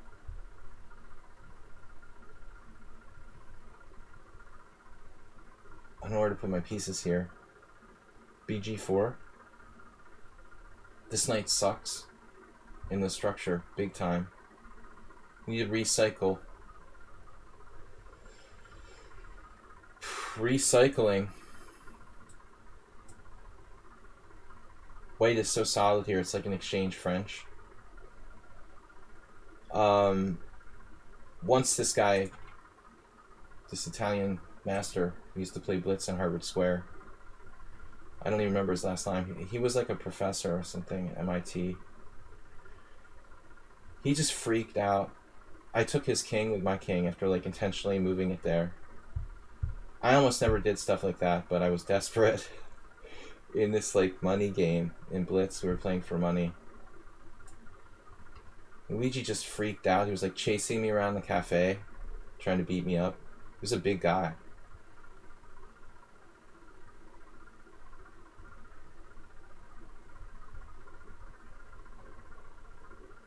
But all is fair. Chess for money over the board. He was like offended. I would dare try that. It was funny though, I almost never did that kind of thing. He was very competitive, so it was funny.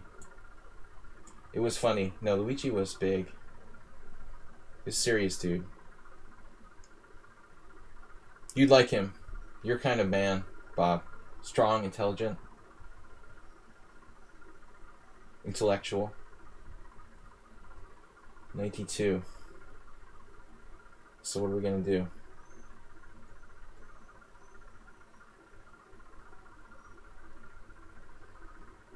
Intellectual yet sensitive and strong.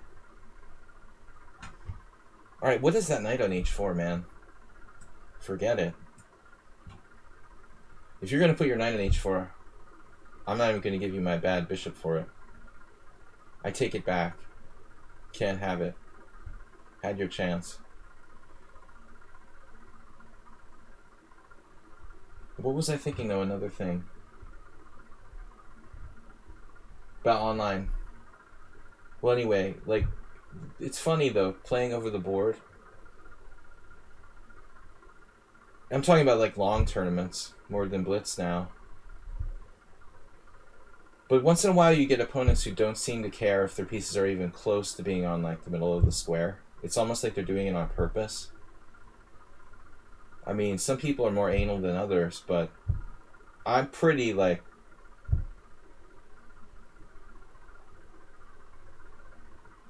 pretty high importance for me to at least close to the center of the square for the pieces. And I have this theory that like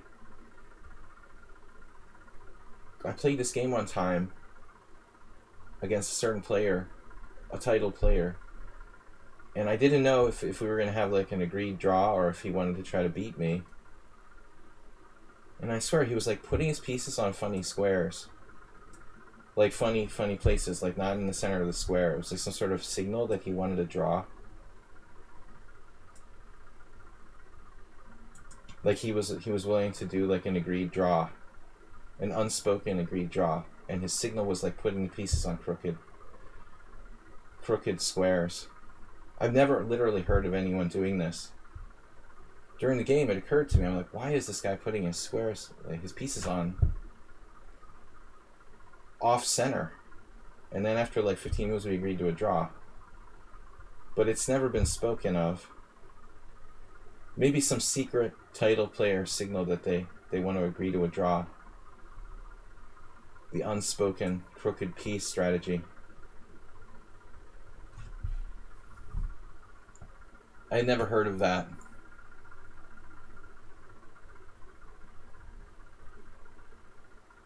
Because that's a very awkward moment. Like when you play a game with someone, say it's a team battle or, you know,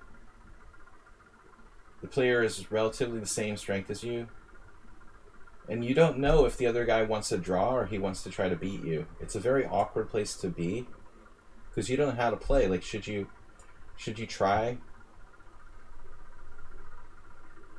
It's like you can't really like ask them, hey, you know, is a draw all right? Some people do that, but it's kind of immoral. The worst feeling is like not knowing if the other guy would accept a draw or not and being afraid to ask. And being embarrassed to offer a draw in case he like declines. Then your ego is like shattered. Weird positional game here. Symmetrical structure. Playing games with our bishops. The draw card.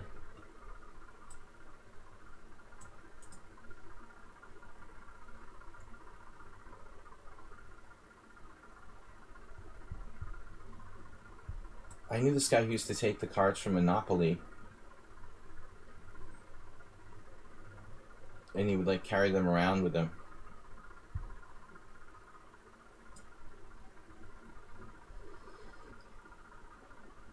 Some sort of signaling. How about King H8? Bishop F5. I can't make up my mind. Let's do it. And we're going to be playing a lot of games with these pieces here. You're often happy when my opponent declines a draw. Yeah, well, I mean, Yermolinsky wrote an article like 25 years ago in New in Chess about that. The psychology of the draw offer. Alexei was claiming that, you know, it's a legitimate strategy to literally, like, purposely offer draws to people you know that will never take it. So we'll set them off and force them to overpress or induce them to overpress. It's probably like very, very well documented in Soviet like chess literature. I have no idea, but pretty common concept.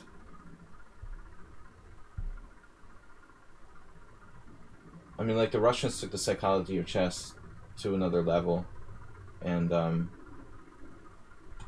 probably something they actually thought about pretty seriously. So I'm still stuck with the knight on c6. Man, Chupa's solid. It's just dominated from the get-go. And that's the problem with the Nimzovich defense. Nowhere to go, you know, and it just doesn't have a good future.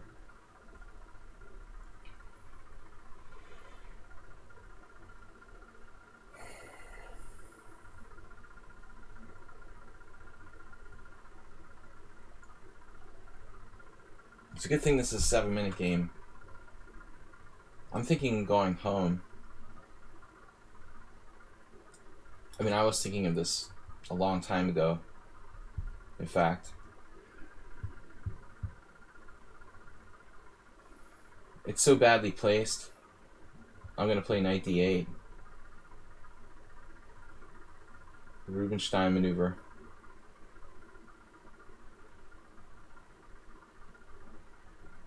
He wants to play bishop h6.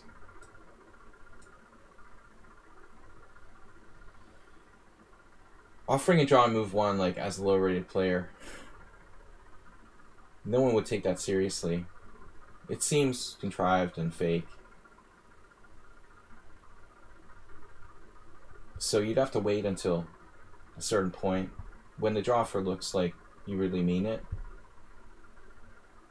to induce your higher-rated player to be angry and overpress. His knight has no squares. Well, his favorite square on h4. And he took that quickly without even thinking, so he drops a piece.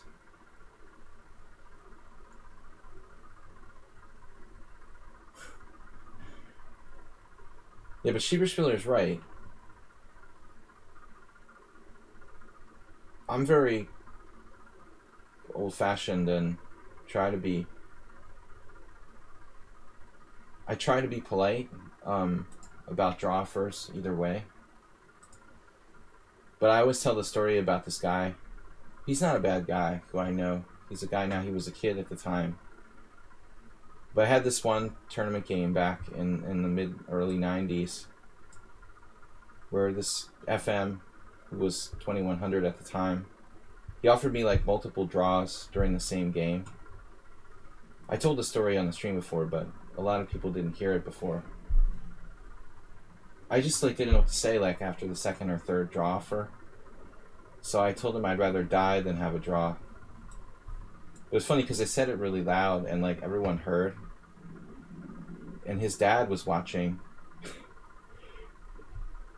Even. It was just ridiculous. You know, draw for, draw for, draw for. And then it was like totally drawn. A fortress. And he managed to lose.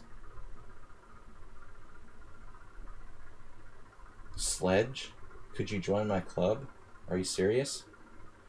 You spell my name wrong and then offer me to join your club. Why not just call me like Steve or something? Alright. Dude, that's just rude.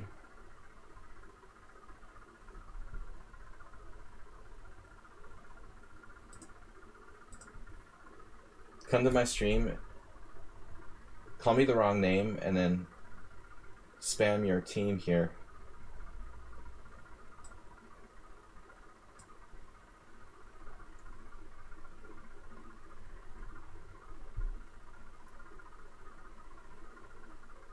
Mr. Coffee activated. Where's Mr. Coffee?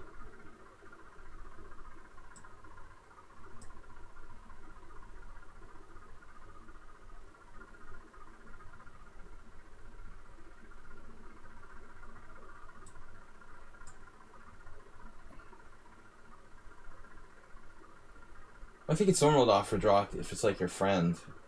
I mean, you know, draws are legal. It's not like it's some tournament where you're grandmasters and you're getting paid to fight and you have some obligation to play for the sake of the sponsors or something. People can agree to draws when they want. That rook d5 move. There is a back rank.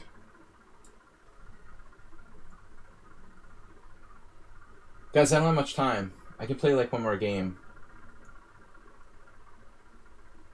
But the funny part is the guy, you know, the kid that I told I'd rather die than have a draw and I beat him. But he's a good guy. He's just a little strange. He never held it against me. I mean, he probably realized he shouldn't offer like multiple draws. We get along. He's a good guy now. But a lot of kids don't know, you know. It's like nobody ever taught them that it's like bad sportsmanship to... Well, it's actually against the rules to offer a draw repeatedly. It's distracting. You know, I mean, if somebody offers a draw, you're like concentrating. It breaks your concentration. I mean, you shouldn't be allowed to do that more than like once every 15 moves or something. I don't know what the exact rules are, according to FIDE. It's like you're not supposed to offer a draw till the position has changed or something like that. It's probably fairly vague, but I'm sure there's a rule about it.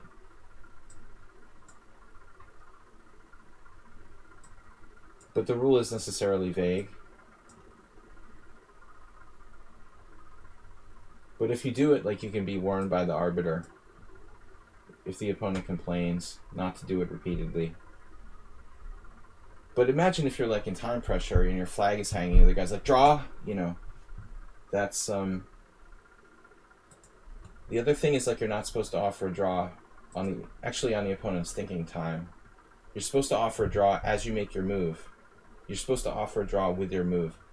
All the time you get like people, I'm in the middle of thinking, I've been thinking for like 5 minutes and then they're like, draw. Usually with little kids. You just like totally broke the opponent's concentration.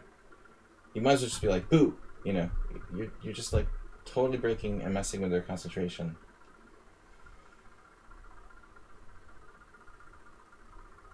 You just offer a draw. But you don't put out your hand. That's like resigning. I told the story about that. Troll in a roll, I guess I played the last game against you. When my friend played Tony Miles, and I'm sorry if you guys have heard the story before, they were in like the middle game, and my friend, the Weed Master, just got a big coffee, one of those giant Dunkin' Donut coffees. Came back to the board after being away for like 5 minutes. Sat down, put the coffee down. And Miles was thinking. It was his turn. And after like a while, Miles's hand like came across the board right down the middle. I just hung my game. Too many stories. But chess 960.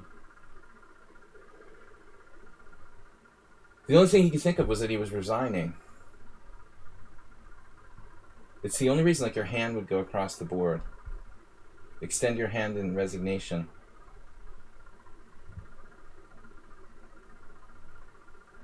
I guess the handshake trick. Probably a lot of people have tried to steal draws. I'm sure there's many sketchy stories in the history of competitive chess with that sort of thing. Chestnut. The reaching out, extending your hand, the other guy shakes it. He says, "Oh, thanks for resigning." You say, "No, I was offering a draw." I mean, this has probably happened in like dozens of cases. Very, very dubious characters. And then like a huge argument involving the arbiter and whatever. You know, it's like my word against yours. I mean, that's something I could see in like the New York City chess scene or something in the 80s. But in this case, there was no verbal communication. My friend couldn't understand what was happening. And then like Miles just kept reaching and reaching till he reached all the way across the board. Right in front of Joe's face, he took his coffee. It's like his property, you know, it was kind of weird. He like took it upon himself to like grab Joe's coffee. Like in COVID era now, what would we do? Grab Joe's coffee, move it over. He didn't even say anything, like totally in silence. It was really weird. Miles was weird though.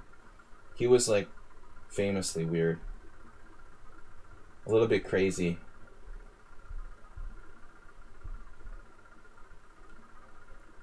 There was this time he was supposed to play a tournament in Australia, and he didn't show up for the first round. He used to live in Australia for a time, but this was later. When he didn't show up for the first round, I mean, not a lot of cell phones back then, but somehow they called him and they reached him, and he was in like Southeast Asia. They're like, what's happening? Why are you not here? It's like, "I'll be there yesterday." And they were like, what? He was seriously telling the organizers he would be there yesterday. A little bit too much drugs.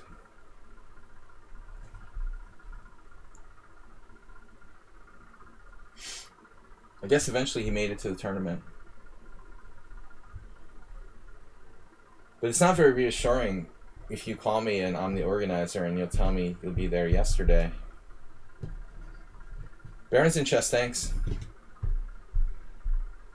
Foxy. Thanks for the Foxy Chess donation. I wanted to play f3 anyway. Now I have a reason to do so. That bishop, man. Nice.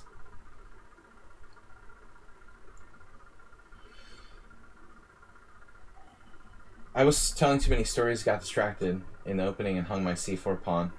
I'm just not really used to playing chess 960.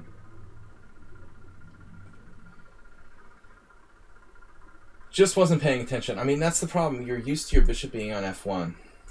And when you play chess 960, sometimes you just make these assumptions that are quite costly. In this case, I have e4. I'm very worried about a4.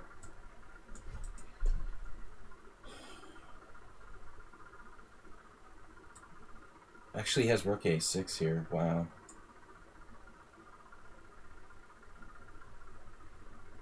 So a4 might even make it worse.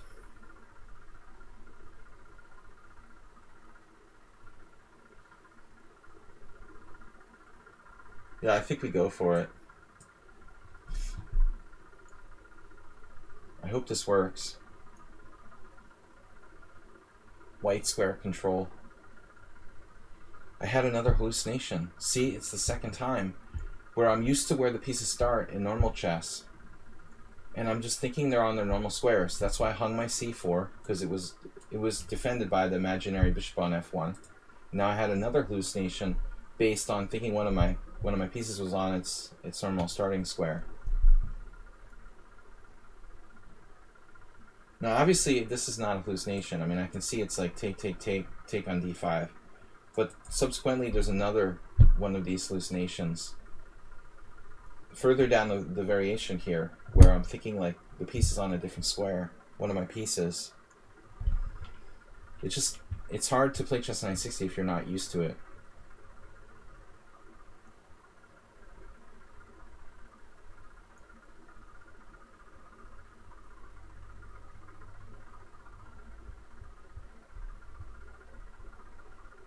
Can you imagine how many fights have been where people pretended? The other thing that I'm sure happens is like fake accusations of touching pieces. Like really unsportsmanlike players they could say like someone touched something that they didn't. And then it's like your word against theirs. But the arbiter has to have a witness. Otherwise, like they can't take sides. I mean, see here I thought I had knight c3. Oh, I've got a great position. I've got knight c3. We can develop, my knight's on c1. What do I do about my e4 pawn?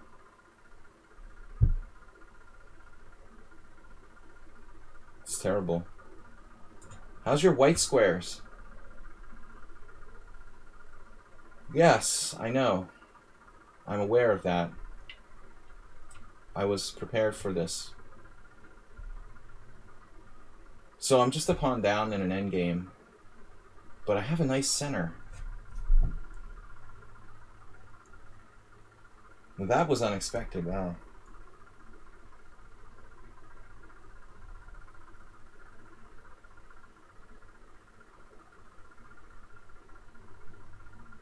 Guys, this is my last game. I've got to tune out early today. Wednesdays is my video recording day. Why don't I develop my knight? Probably not a bad idea. Then I could play knight c3 when I need to. Like defending my e4 pawn. My original hallucination, I thought it was going knight b1 to c3. In chess 960, my hallucination is like pieces being on their normal squares.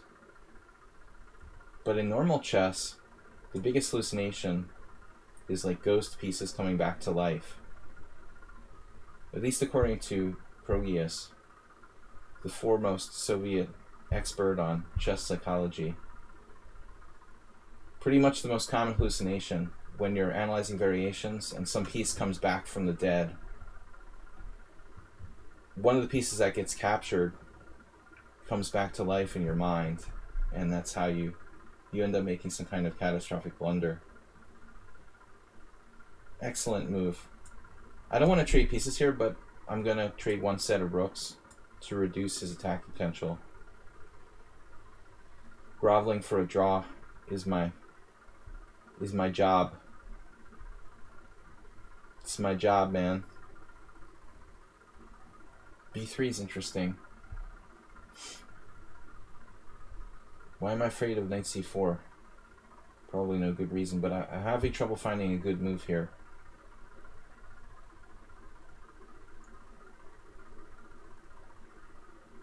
Maybe knight f4. Looks loose. We're down a clear pawn. No compensation. My center. I wouldn't really call it compensation. It's pretty hollow. Right, let's move the rook. There's no good square. I can't go to f1. You guys ever have these type hallucinations? Pieces coming back to life? It's a classic. He doesn't want to draw. Wait a minute. Here?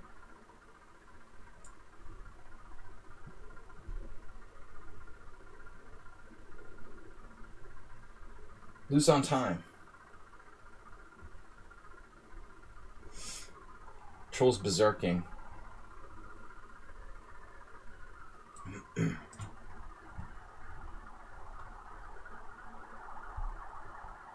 Alright. He just lost on time in an uncleared position. But I think it's weird to play a3. You're like a clear pawn up here. Just take, and you're slightly better. Final position, you're giving me the pawn back. I mean, it's crazy.